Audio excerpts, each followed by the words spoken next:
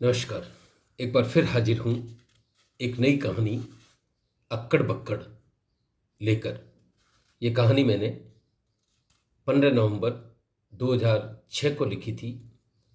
प्रस्तुत है, वाचन कर रहा हूँ कहानी अक्कड़ बक्कड़। जी हाँ, मैं तनाव में हूँ। अब आप यह न पूछें मैं तनाव में क्यों हूँ। दुनिया को दूसरों के दुखों की जानने की बड़ी उत्सुकता होती है। खुद की निपटती नहीं, लेकिन दूसरों के जीवन में ताका झांकी से बाज नहीं आते। फला व्यक्ति निराश क्यों रहता है, फला की भवें क्यों चढ़ी हुई है, फला आजकल उखड़ा उखड़ा क्यों रहता है, फला को बात बात पर क्रोध क्यों आता है, फला की बीवी से अनबन क्यों है, फला के व्यापार में घाटा कैसे लग गया, आदि आदि अनंत प्रश्न लोगों के दिमागों में सवार रहते हैं। न जाने उन्हें दूसरों की क्या पड़ी है। मनोवैज्ञानिक कहते हैं कि व्यक्ति मात्र वही काम करता है अथवा उन्हीं कार्यों में रुचि लेता है जिनमें उसे आनंद आता है। तो क्या किसी व्यक्ति को गुस्से में, अवसाद में, निराशा में, दुख में अथवा तनाव में देखकर हमें आनंद आता है? अगर नहीं, तो पराई पंचायती में इतना रस क्यों? या फिर हम दूसरे व्यक्ति के दुखों में हमारे दुखों की प्रतिछाया तो नहीं देख रहे? कितना सुख मिलता है ये सोचकर अथवा पता लगाकर कि दुनिया में मैं अकेला ही दुखी नहीं हूं, मेरे जैसे 5660 घूम रहे हैं। खैर, मैं भी न जाने क्यों अपनी कहते कहते पराया की खोपड़ी में चढ़ गया। उनकी वो जाने, मुझे तो मेरी बला टालनी है। मैं बात अधिक देर आपसे नहीं छिपाऊंगा। अंततः तो आपको कहकर ही मेरी कहानी आगे बढ़ेगी। सच्ची बात तो यह है कि 4 रोज पहले बीवी से छुपकर मैंने शेयर मार्केट में जुआ खेला। सोचा, वर्षों से बीवी गहनों का कह रही है, क्यों न एक बार भाग्य आजमा कर उसको प्रसन्न कर दूं। शेयर मार्केट में तो एक ही दिन में लाखों के वारे न्यारे हो जाते हैं। थोड़ी कृपा इस अकिंचन पर भी लक्ष्मी की हो जाए तो मैं भी अच्छा पति बनने का गौरव प्राप्त कर लूंगा। कितनी प्रसन्न होगी वह जब मैं अपने हाथों से उसके गले में स्वर्णहार एवं कलाइयों में कंगन पहनाऊंगा। प्रसन्न क्या होगी, बाँछें खिल जाएगी। एक बार तो शायद उसे यकीन ही न हो। वर्षों से उपहार को तरसती उसकी आंखें मेरे उपहार के दर्शन का निहाल हो जाएगी। जैसे समुद्र का ज्वार बढ़े हुए चंद्र को देखकर और बढ़ता है, अपने स्वर्ण कोश को बढ़ता हुआ देख वह भी खुशी से फूली नहीं समाएगी। ओह, वह कितना शुभ दिन होगा। लेकिन मेरे और लक्ष्मी में तो मानो जन्म जन्मांतर का बैर है। मैं दाव लगाऊं और मैया भ्रकुटी न बताए। कुल मिलाकर 4 दिन के कारोबार में ही मुझे 2 लाख का नुकसान हो गया। कहाँ बीवी को कंठार पहनाने के सपने देख रहा था और कहाँ कंठार उतारने की नौबत आ गई। भगवान बुरा करे इन शेर दलालों का। खुद तो सांड की तरह डकारते रहते हैं, दूसरों को बकरी की तरह मिमियाने भी नहीं देते। सैकड़ों दिए बुझाकर दूसरों के घरों में तो अंधेरा कर देते हैं, खुद मरकरी बल्ब की तरह जलते रहते हैं। बिजलियां गिरे इन बेईमानों पर। भोले भाले लोगों को कैसे बहेलियों की तरह फांस लेते हैं। 1-2 दिन तो मैंने शेयर बाजार से नजर चुराई। 1-2 दिन तो मैंने शेयर ब्रोकर से नजर चुराई, पर चौथे दिन उसने एक मुछंदर मुस्टंडे को उगाही के लिए भेजा तो मुझे कुल मिलाकर समझ में आ गया कि रुपये तुरंत देने होंगे। यमदूत की तरह अंगारे उगलती उसकी आंखों ने मेरे पास मात्र 2 ही विकल्प छोड़े, पैसा अथवा प्राण। मैंने 2 दिन की मोहलत मांगी तो आंखें तरेर कर बोला, औकात नहीं है तो बाजार में क्यों आते हो? परसों सुबह तक रुपये दे देना, अन्यथा भरे ऑफिस में ऐसी फजीती करूंगा कि नानी याद आ जाएगी। भारतीय क्लर्क वैसे ही आधे धंसे हुए पैदा होते हैं। उसकी धमकी सुनकर तो मैं पूरा धंस गया। मेरे विवाह के समय मेरे महान ससुर ने अपनी प्राणप्रिय पुत्री को पूरे 100 तोले का जेवर दिया था। अब यही मेरा लाज बचावन हार था। दूसरे दिन मैंने बैंक जाकर लॉकर खोला, कुछ बड़े बड़े कंठाहर निकाले एवं उन्हें बाजार जाकर चुपचाप बेच आया। ऋण उतरने के बाद मैं तनाव मुक्त तो हुआ, पर इस अभागे कपाल को सुख कहां। गद्दो रोज से वो लगातार रट लगा रही है। बैंक जाकर लॉकर खोलना है, अगले माह भैया की शादी है, नया तो तुम लाने वाले नहीं, एक आध पुराना आइटम तुड़वा कर ही भैया को गिफ्ट कर देंगे। मुझे मानो 1000 बिच्छू एक साथ काट गए। मैंने उसे समझाते हुए कहा, अरे इस सप्ताह थोड़ा व्यस्त हूं, अगले सप्ताह दोनों साथ जाकर ये कार्य कर लेंगे। अकेली औरत का इन दिनों जेवर लाना ठीक नहीं है, फिर तुम्हें बैंक के प्रोसीजर्स भी पता नहीं है। आजकल पासवर्ड और जाने क्या क्या पूछते रहते हैं। अकारण 2 घंटे इंतजार करोगी। लेकिन हाजिर जवाबी कोई मेरी बीवी से सीखे। तुरंत उत्तर दिया, आप भी कमाल करते हैं, मैं कोई दुधमुही बच्ची हूं? पिछली बार मैंने साथ चलने को कहा तब तो कह रहे थे हर बार मुझे क्यों इन कार्यों के लिए घसीटती रहती हो। औरतें जाने कहां से कहां पहुंच गई है और तुम अब भी घंवारू स्त्रियों की तरह बाहर निकलने से डरती हो। अजीब व्यवहार है, घड़ी में तोला घड़ी में माशा, समझ में ही नहीं आता। उसका उत्तर सुनकर मेरा दिल बैठ गया, लगा जैसे कोई नागिन फुफकार रही हो। मैंने मन ही मन कबूल किया, हाँ मैं बेपेंदे का लौटा हूं, लेकिन यह तो जीवन मरण का प्रश्न था। मैंने तुरंत बात संभाली, पिछली बार तो ऑफिस में इंस्पेक्शन चल रहा था, अतः टाल गया। उसके पहले 2 बार साथ नहीं गया था क्या? तुम भी बस जबान पकड़ लेती हो। अभी परसों ही तो मैंने अखबार में पढ़ा है, बैंक से जेवर लाती हुई एक औरत को चोरों ने दिन दहाड़े लूट लिया। 1 सप्ताह में कोई आसमान थोड़े ना गिर जाएगा। ठीक है, लेकिन अगले सप्ताह साथ नहीं चले तो मैं खुद निकाल लाऊंगी। अरे चलूंगा क्यों नहीं, मेरे कौन से 10 साले हैं, भगवान का दिया एक ही तो साला है। मुझे इच्छा नहीं होती उसके ब्याह में उपहार देने की। अंतिम बात ने ब्रह्मास्त्र का असर किया, जान बची लाखों पाए। आज उसी सप्ताह का चौथा दिन है। अब तो आप भी मेरे तनाव का कारण समझ गए होंगे। अच्छे भले दिन चल रहे थे, बस उड़ता तीर ले लिया। अब सोच सोच कर परेशान हूं। 2 लाख का जुगाड़ करना क्या मामूली बात है? अल्लादीन का चिराग मिल जाए तो कर लूं। आपको मालूम नहीं है मेरी बीबी को जेवर से कितना प्यार है। जो सुख महाजन को अपनी तिजोरी में रखे धन को देखकर होता है, वही सुख उसे अपने जेवर देखकर होता है। देह का प्राणों से जो नाता है, वही नाता मेरी धर्म पत्नी का उसके जेवर से है। जैसे सूर्य को देखकर सूर्यमुखी खिल उठती है, वही प्रसन्नता मेरी भार्या को इन गहनों को देखकर होती है। मुझे फांसी पर लटकना मंजूर है, पर उसे यह कहना मंजूर नहीं कि मैंने तेरे गहने बेच दिए। मुझे तो लगता है इस वाक्य को कहते हुए मेरे अथवा सुनते हुए उसके प्राण चले जाएंगे। सारी स्थिति को जानते हुए मेरा जो हाल है वह मैं ही जानता हूं। आज चौथा दिन है।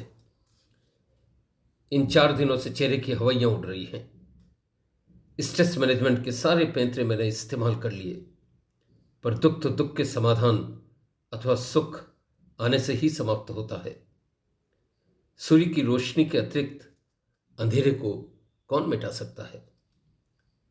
बाकी सब मन बहलाने के तरीके हैं, लेकिन आज मुझे ऐसा तरीका मिल गया कि मैं निहाल हो गया।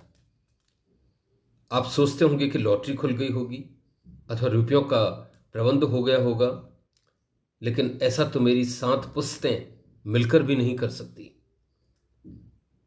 फिर ऐसा क्या हो गया? आज सुबह 10 बजे ऑफिस के लिए निकला ही था कि घर से आधे मील दूर मंदिर के बाहर मुझे हमारे पड़ोसी का बच्चा बिट्टू दिख गया। मेरे ऑफिस और उसके स्कूल का टाइम करीब करीब एक सा है, यानी 10 से 5। उसकी माँ उसे रोज मंदिर तक छोड़ देती है, जहां से वह बस में चढ़ता है। आज थोड़ी देर हो गई थी। मुझे लगा वह बस चूक गया होगा। सोचा कि ऑफिस पहुंचने में थोड़ी देर तो होगी, पर एक अच्छे पड़ोसी का धर्म पूरा करते हुए क्यों न उसे स्कूल छोड़ दूं। स्कूटर पाकर मैं मंदिर के बाहर आया तो मुझे देखते ही बिट्टू का चेहरा लटक गया। अरे, मुझे देखकर तो उसे खुश होना चाहिए, फिर वो नाराज क्यों? मैंने पहल कर बात छेड़ी। आओ बिट्टू, तुम्हें स्कूल छोड़ दूं। आज बस छूट गई दिखती है, मैंने सांत्वना देते हुए कहा। नहीं अंकल जी, मैंने खुद ही जानबूझकर बस छोड़ दी है। क्यों क्यों? तुमने ऐसा क्यों किया? मैंने विस्मय से पूछा। टीचर ने इतना होमवर्क दिया कि मैं पूरा ही नहीं कर पाया। आज स्कूल जाऊंगा तो पिट्टी हो जाएगी। यह तो गलत बात है। मम्मी को पता चल गया तो? एक अच्छे गार्जियन की तरह मैंने उससे सवाल किया। कुछ पता नहीं चलता, ऐसा तो मैं कई बार कर चुका हूं। जब भी होमवर्क पूरा नहीं होता मैं बस में ही नहीं चढ़ता। आज तक मम्मी को पता नहीं चला। फिर जाने क्या सोचकर बोला, अंकल जी, स्कूल से गोत मारकर मंदिर में बैठना मुझे बहुत अच्छा लगता है। दोपहर तक आसपास के बच्चे भी आ जाते हैं। हम दिन भर खेलते हैं, मंदिर से प्रसाद भी लेते रहते हैं। इस बार बिना किसी भय के वो सारी बात कह गया। मैं कुछ उत्तर देता उसके पहले ही वह खिलखिलाकर हंस पड़ा। उसकी हंसी में अपराध बोध एवं शौर्य दर्प दोनों ही साथ साथ झलक रहे थे। मैंने मनी मन उसके साहस के लिए उसे धन्यवाद दिया। स्ट्रेस मैनेजमेंट का कितना प्रभावी तरीका था उसके पास। एक मैं हूं जो 4 दिन से बगले झांक रहा हूं, कोई उपाय ही नहीं निकल रहा। सांप छछुंदर की तरह बीबी को कहने ना कहने में ही प्राण निकले जा रहे हैं। 4 दिन से भूख है न प्यास, सो भी नहीं पाया। यकायक मेरे दिमाग में एक विचार कौंधा, क्यों न एक दिन के लिए मैं भी बिट्टू बन जाऊं। बच्चे सदैव प्रसन्न एवं प्रफुल्लित नजर आते हैं। बड़े होने के साथ साथ हमने मन पर कितने पाप चढ़ा लिए हैं। ऐसे में हमारे तनाव कैसे मिटेंगे? आज मैंने भी एक दिन के लिए बिट्टू बनने का निर्णय ले लिया। मैंने स्कूटर एक तरफ पार्क किया, जेब से मोबाइल निकालकर सीधे ऑफिस फोन किया। सर, आज मेरे पेट में दर्द है, मैं नहीं आ सकता। मोबाइल जेब में रखते रखते मेरा आधा दर्द पिघल गया।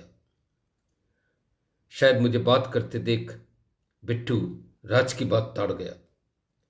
मुझे देखकर बोला, आज आप भी मंदिर में रहोगी? हाँ बिट्टू, आज पूरे दिन मैं तुम्हारे साथ रहूंगा। हम साथ साथ घर चलेंगे।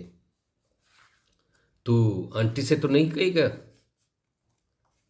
पहले उसने मुंह पर दायां हाथ रखा, फिर दोनों कान पकड़कर मंदिर की ओर देखकर बोला, बिल्कुल नहीं। ठीक है, फिर मैं भी तुम्हारी मम्मी को नहीं कहूंगा। कहते कहते मैंने उसके कंधे पर हाथ रखा। यह चोर चोर मौसेरे भाई वाली बात थी। हम दोनों अब मंदिर में भगवान की मूर्तियों के सामने बैठे थे। कैसी मनभावन मूर्तियां थी। पूरा राम दरबार, राम, लखन, सीता एवं आगे घुटनों पर बैठे हनुमान, दाएं गणपति की एवं बाएं शिव पार्वती की छोटी छोटी मूर्तियां अलग से कांच की अलमीरा में रखी थी। मूर्तियों का शिल्प इतना अद्भुत था मानो वे मुंह से बोलना चाहती हो। मंदिर में बैठना कितना सुकून देता है, यह मैं आज पहली बार ही जान पाया। बैठे बैठे पिट्टू ने मौन तोड़ा। अंकल, क्या भगवान सच्ची में होते हैं? हाँ, होते हैं, सामने तो खड़े हैं। एकाएक मुझे यही उत्तर सूझा। क्या वो हमें हर वक्त देखते हैं? उसने बात आगे बढ़ाई। हाँ, वे सब कुछ देखते हैं एवं सब कुछ जानते भी हैं, मैंने उत्तर दिया। तो क्या वो मम्मी को बता देंगे कि मैं स्कूल से गोत मारता हूं? मैंने मनी मन सोचा, कितना कमीना है तू बिट्टू। खुद बेईमानी करता है, दूसरों से करवाता है एवं ऊपर से आड़े टेढ़े सवाल करता है। आज के बच्चे तो बाप से भी बढ़कर है। कच्चा तो मैं हूं जो तेरे झांसे में आ गया। खैर, बिट्टू से बिगाड़ने से तो सब गुड़ गोबर हो जाएगा। मैंने बात को संभाला। नहीं, भगवान ऐसा नहीं करते। वे किसी की चुगली नहीं करते। वे सदैव चुप रहते हैं। तो क्या वे सच कहने से डरते हैं अंकल? नहीं, वे अपने तरीके से सब कुछ समझा देते हैं बिट्टू। मेरा उत्तर सुनकर वह विचारमग्न हो गया, पर बोला कुछ भी नहीं, ठीक सामने वाली मूर्तियों की तरह। दोनों में मानो समान भावगम्यता आ गई थी। कुछ देर वह अपलक मूर्तियों की ओर देखता रहा। जाने क्या सोचते सोचते उसने पुनः मौन तोड़ा। अंकल, गणेश जी की सूंड हाथी की और बाकी शरीर आदमी का क्यों है? मैंने उसे कथा समझाई तो उसकी जिज्ञासा और बढ़ गई। अंकल, तो क्या आदमी के ऊपर भी गधे का सर लगाया जा सकता है? उसने प्रश्न किया। मैंने मनी मन सोचा, ऐसा तो पहले से ही है, पर बात संभालते हुए बोला, नहीं, कुछ कर्तव्य भगवान ही कर सकते हैं। वे सर्वशक्तिमान हैं। शायद उसकी जिज्ञासा का समाधान नहीं हुआ। इस बार उसने प्रश्न बदला। अच्छा अंकल, ये बताओ, गणेश जी का वाहन चूहा क्यों है? क्या इन्हें ढंग की सवारी नहीं मिली? चूहा दब गया तो? इतने भारी गणेश जी चूहे पर क्यों बैठते हैं? घोड़े पर भी तो बैठ सकते हैं। अरे भगवान की इच्छा है बिट्टू, वो चाहे जिस पे सवार हो। पता नहीं मेरे उत्तर से वह संतुष्ट हुआ या नहीं, पर अब उसका ध्यान हनुमान जी की ओर था। अंकल, हनुमान जी ऊपर से हमारे जैसे एवं नीचे से बंदर जैसे क्यों लगते हैं? इस कथा का मुझे ज्ञान नहीं था। मैंने फ्लूक मारा। हनुमान जी राम भक्त है। राम जी के भक्त कुछ भी कर सकते हैं, उनके साथ कुछ भी संभव है। उसका बस चलता तो वो प्रश्नों का अंबार लगा देता। उसे दबाते हुए मैं चिढ़कर बोला, मैंने कहा ना, राम जी कुछ भी कर सकते हैं। फिर दादाजी के पूंछ क्यों नहीं हैं? वे भी तो रोज राम जी की पूजा करते हैं। उसने सहमे सहमे पूछ ही लिया। मुझे मालूम नहीं था वो मेरी ऐसी गत करेगा।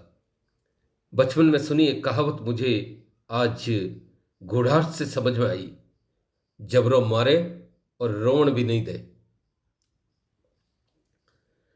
मैंने अपना सर खुजाया, मन ही मन सोचा, एक तो तू स्कूल नहीं जाता, फिर तोप की तरह प्रश्न दागता रहता है। अब ये नहीं पूछ लेना, अंकल जी आपके पूछ क्यों नहीं है? अगर मेरे होती तो तुझे लपेट लपेट कर पटक नहीं देता। हड्डियां टूटती ना, तब सब समझ जाता। लेकिन एकाएक मुझे उत्तर मिल गया। हनुमान जी हजारों साल से तपस्या कर रहे हैं बिट्टू। दादाजी ने अभी उतनी भक्ति नहीं की। शायद इस उत्तर से भी वह संतुष्ट नहीं हुआ। मैंने उसके चेहरे के भाव ताड़ लिए। बात बदलते हुए बोला, बिट्टू भूख लगी है यार, तेरा टिफिन कहाँ है? वह भी मेरी होशियारी ताड़ गया। इस बार साफ ही कह डाला, जवाब नहीं आता क्या? आपके पास कुंजी नहीं है?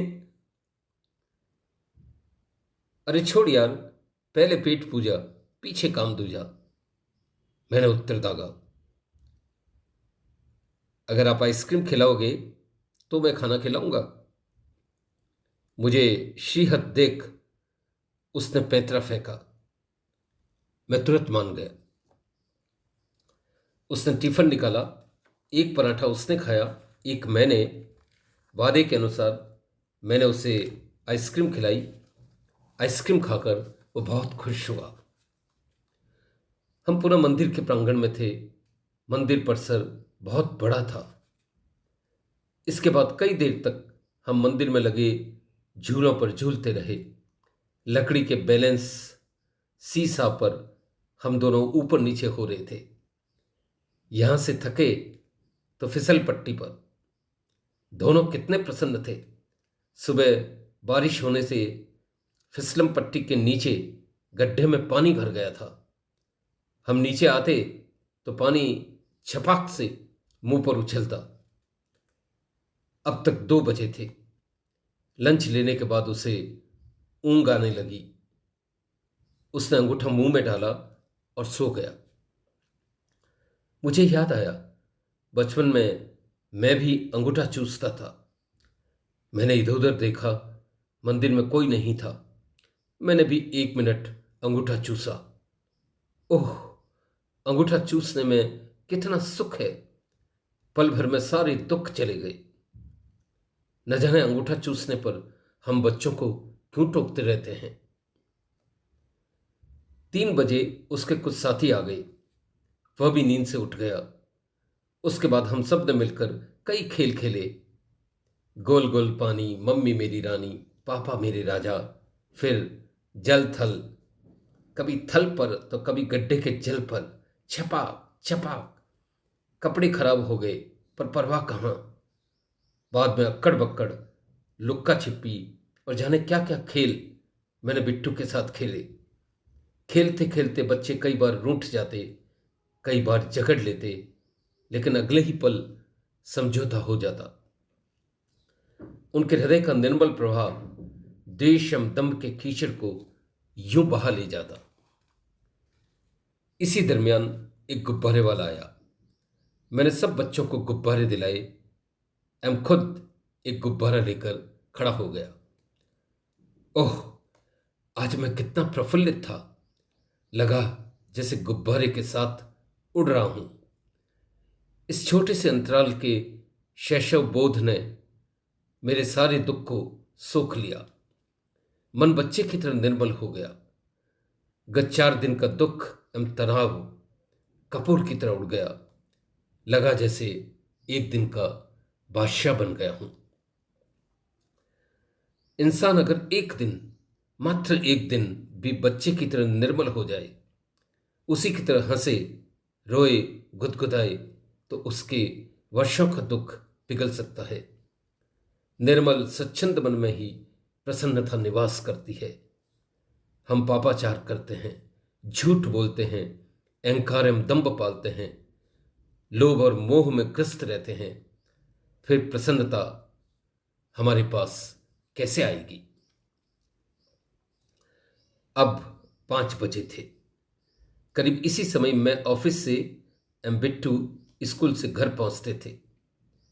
मैंने स्कूटर उठाया, बिट्टू को पुकारा। स्कूटर पर चढ़ने के पहले बिट्टू एक पल ठिठक गया। पूछा तो बोला, अंकल जी, मैं 4 दिन से स्कूल नहीं जा रहा। आज मैं मम्मी को सब कुछ सच सच बता दूंगा। फिर पिटाई होगी तब?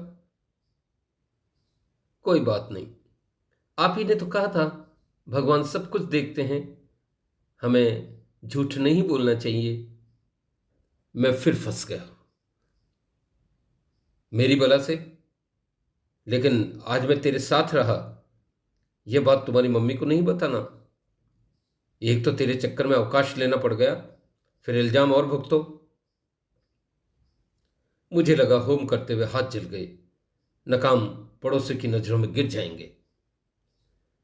वह मात्र मुस्कुरा कर रह गया, मंदिर की निर्मल मूर्तियों की तरह। घर पहुंचा तो मेरे मन में द्वंद्व मचा था। मन कह रहा था, अधूरा शैशव क्यों जीते हो? बिट्टू बने हो तो पूरे बिट्टू बनो। बिट्टू की तरह तुम भी बीवी से सच क्यों नहीं कह देते कि तुमने उसका जेवर बेचा है? क्या तुम में बिट्टू जितना भी साहस नहीं? तालाब से मानो काई हट गई। नीचे सिर्फ सच निर्मल जल था। रात मैंने बीवी को सब कुछ बता दिया। सच कहते कहते मेरी आंखें डबडबाई। आखिर इस तनाव को मैं कब तक झेलता? पर यहां तो बात उल्टी हो गई। मुझे देखकर उसकी आंखें भर आई। बस इतनी सी बात को लेकर आप तनाव में हैं? अरे, मेरा असली कहना तो तुम हो। मेरे लिए यही क्या कम है कि आपने ये सब मेरे लिए किया? मुझे प्रसन्न करने के लिए इतना बड़ा दांव लगाया। इससे बड़ा उपहार क्या हो सकता है? आज मैं सब कुछ पा गई। कहते कहते वह मुझसे लिपट गई। 2 निर्मल मन 2 तारों की तरह आज सुख के आकाश पर चमक रहे थे। दूसरे दिन सुबह ऑफिस जाने लगा तो बिट्टू की मां ने इशारे से पूछा, बिट्टू तो आज बस में चला गया, आपका क्या इरादा है? इस प्रश्न का उत्तर मेरे पास कहां था। मैं अगले ही क्षण स्कूटर पर हवा की तरह उड़ रहा था। बस यही थी कहानी। धन्यवाद।